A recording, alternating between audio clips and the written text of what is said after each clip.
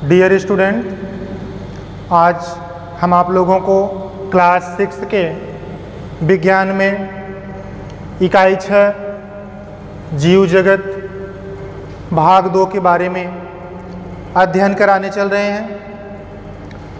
बच्चों, पिछले वीडियो में भाग 1 के अंतर्गत हम आपको पोषण, श्वसन और उत्सर्जन के बारे में अध्ययन करा चुके हैं। आज ठीक उसी के आगे संवेदनशीलता के बारे में अध्ययन कराने चल रहे हैं। तो आइए देखते हैं कि संवेदनशीलता क्या है। बच्चों, आपने देखा होगा कि पटाखे की आवाज़ होने पर पेड़ पर बैठे पक्षी उड़ जाते हैं। यानी जब अचानक पटाखे की आवाज़ होती है,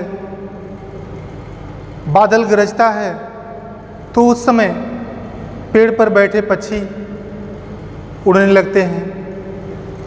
किसी गर्म वस्तु पर यदि हमारा हाथ पड़ जाता है तो हम हाथ को हटा लेते हैं, या कोई ठंडी वस्तु है उस पर पड़ने से हमको ये महसूस होता है कि यह वस्तु ठंडी है।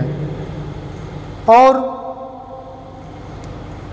किसी भी मनपसंद पकवान को देखकर मुख में पानी आने लगता है, यानी खाने की चेष्टा होने लगती है।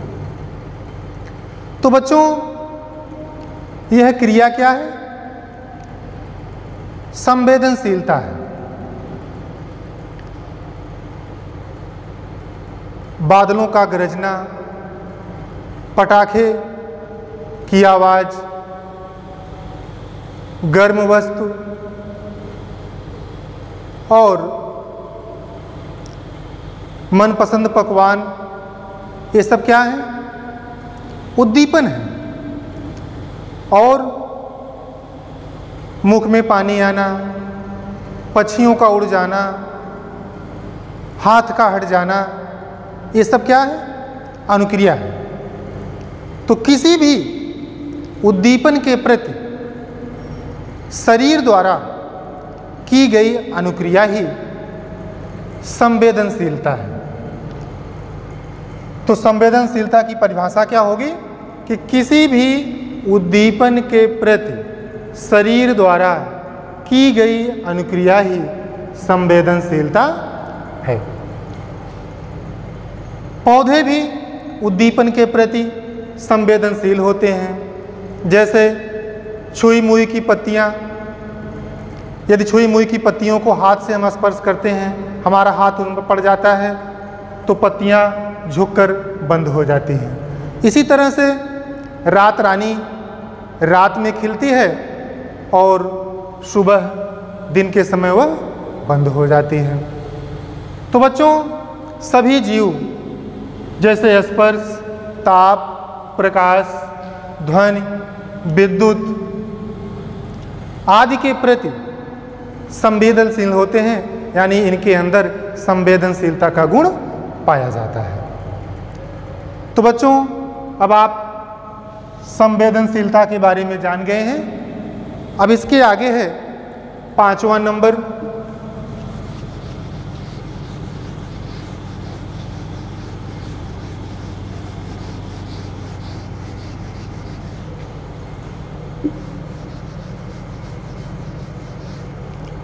बच्चों 5वां नंबर है वृद्धि। वृद्धि क्या है? मुर्गी के अंडे से चूजे बाहर निकलते हैं और वो चूजे कुछ दिनों में वयस्क हो जाते हैं। इसी प्रकार बीज अंकुरित होकर के नन्हा पौधा बनता है और धीरे धीरे वह वृद्धि करके बड़े वृक्ष का रूप ले लेता है। तो बच्चों, प्रत्येक जीव आकार प्रकार में समय के साथ बढ़ता रहता है, और जो बढ़ने की यही क्रिया है वो क्या कहलाती है? वृद्धि कहलाती है। तो वृद्धि की परिभाषा क्या होगी? प्रत्येक जीव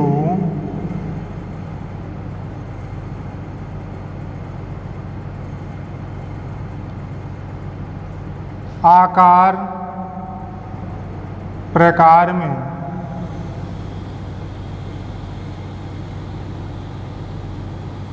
समय के साथ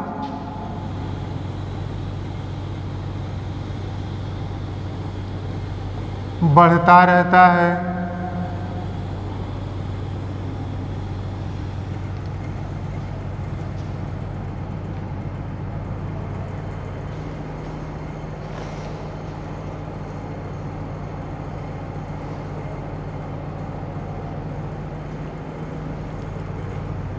यह क्रिया ही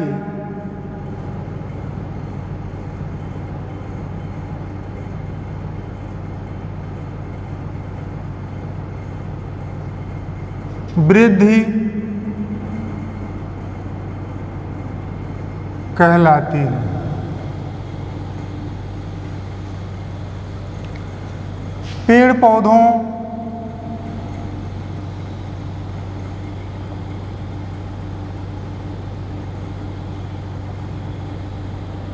पेड़ पौधों में वृद्धि जीवन पर्यंत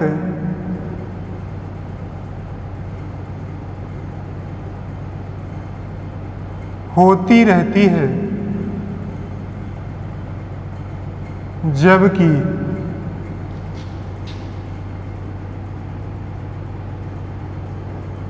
जंतुओं में वृद्धि एक निश्चित समय के बाद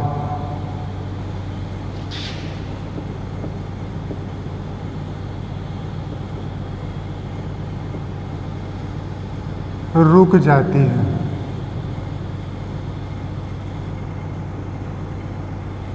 तो बच्चों, वृद्धि की परिभाषा क्या होगी कि प्रत्येक जीव आकार प्रकार में समय के साथ बढ़ता रहता है, यानी उनके अंदर वृद्धि होती रहती है। यह क्रिया ही क्या कहलाती है? वृद्धि कहलाती है।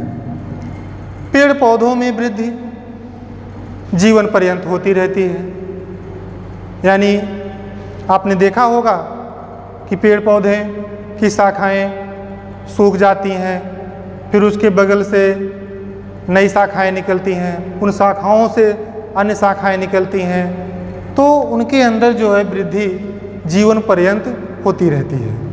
जबकि जंतुओं में ऐसा नहीं है। जंतुओं में जो वृद्धि होती है वो एक निश्चित सीमा तक होती है, निश्चित अवधि तक होती है, और एक निश्चित समय के बाद वह रुक जाती है।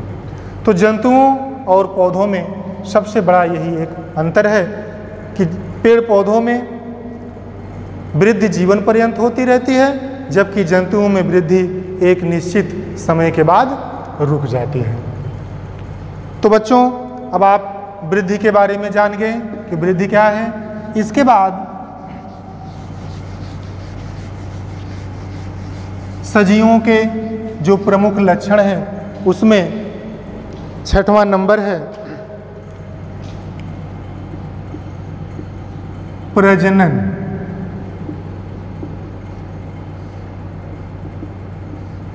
प्रजनन क्या है? बच्चों, किसी भी जीव द्वारा अपने समान दूसरे जीव को जन्म देना ही प्रजनन कहलाता है। गाय, भैंस, बकरी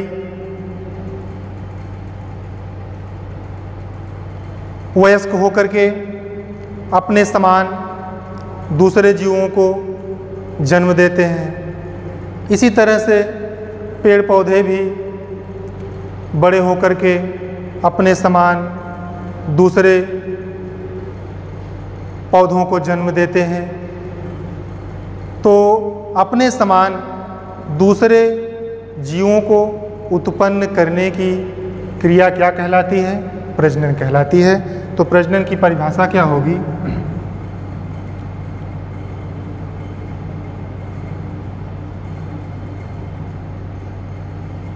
किसी जीव द्वारा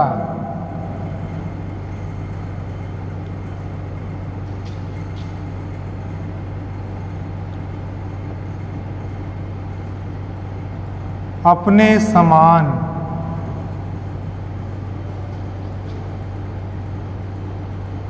दूसरे जीव को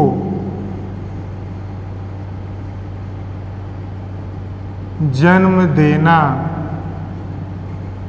ही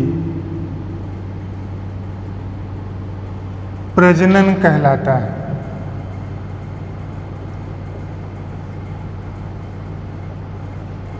किसी जीव द्वारा अपने समान दूसरे जीव को जन्म देना ही प्रजनन कहलाता है। प्रजनन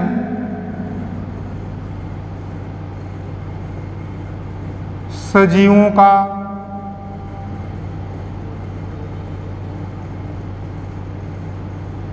प्रमुख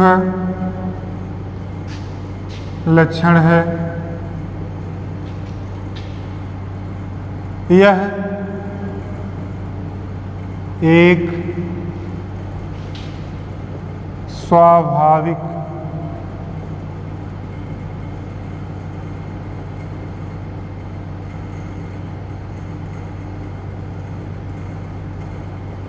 प्रक्रिया है।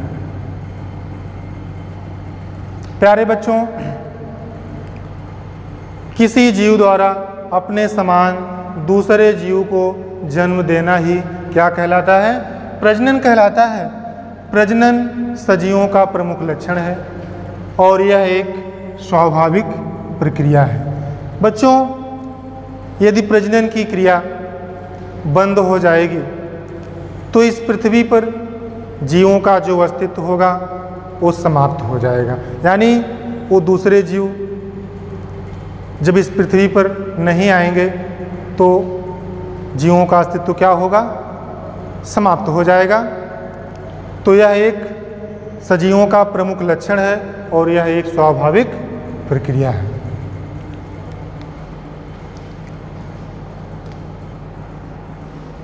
तो प्यारे बच्चों, सजीवों के जो प्रमुख लक्षण थे, पोषण, श्वसन, उत्सर्जन, संवेदनशीलता, वृद्धि और प्रजनन, इसके बारे में आप अध्ययन कर लिए हैं। अब इसके बाद है सजीव तथा निर्जीव में अंतर। बच्चों, सजीव तथा निर्जीवों में निम्नलिखित अंतर पाया जाता है। पहला है सजीव और दूसरा पार्ट है आपका निर्जीव। सजीव में क्या होता है? देखिए बच्चों, पहला इनमें पोषण की क्रिया होती है, यानी सजीवों के अंदर पोषण होता है, भोजन ग्रहण करते हैं। निर्जीव में क्या होता है? इनमें पोषण नहीं होता है। दूसरा नंबर है सजीव में, ये श्वसन करते हैं, निर्जीव श्वसन नहीं करते हैं। सजीव में वृद्धि होती है जबकि निर्जीव में वृद्धि नहीं होती है। सजीव उद्दीपन के प्रति संवेदनशील होते हैं, निर्जीव उद्दीपन के प्रति संवेदनशील नहीं होते हैं। सजीवों में प्रजनन क्रिया होती है, यानी अपने समान दूसरे जीवों को जन्म देने की क्षमता होती है, जबकि निर्जीवों में ऐसा नहीं होता, अर्थात निर्जीवों में प्रजनन की क्रिया नहीं होती है। तो बच्चों, अब आज का वीडियो यहीं पर समाप्त होता है। अगले वीडियो में आपसे पुनः मिलेंगे। धन्यवाद।